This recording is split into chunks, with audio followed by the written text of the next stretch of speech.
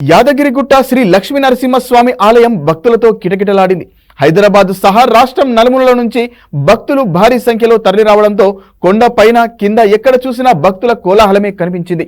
భక్తుల రద్దీ కారణంగా ధర్మ దర్శనానికి 2 గంటలు, స్పెషల్ దర్శనానికి అరగంట సమయం పట్టింది.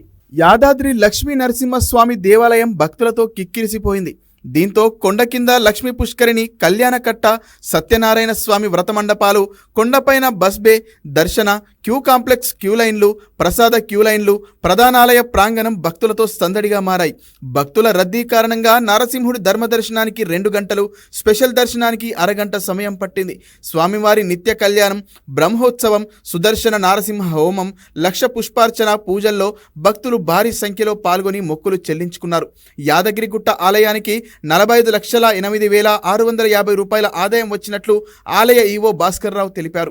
ఆదాయంలో అత్యధికంగా ప్రసాద విక్రయం ద్వారా 17,71,940, కొండపైకి వాహనాల ప్రవేశంతో 7 లక్షల ఆదాయం వచ్చిందన్నారు.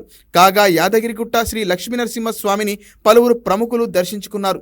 Wanaparthy MLA Megha Reddy, Telangana high court judge justice Priyadarshini వేరువేరు సమయాల్లో స్వామివారిని దర్శించుకుని గర్భగుడిలో స్వయంభూ నారసింహునికి ప్రత్యేక పూజలు నిర్వహించారు. అనంతరం ప్రధానాలయ ముఖమంటపంలో అష్టోత్తర పూజలు చేశారు. అర్చకులు వేదాశీర్వచనం చేయగా ఈవో భాస్కర్ రావు లడ్డూ ప్రసాదం, స్వామివారి శేషవస్త్రాలు అందజేశారు.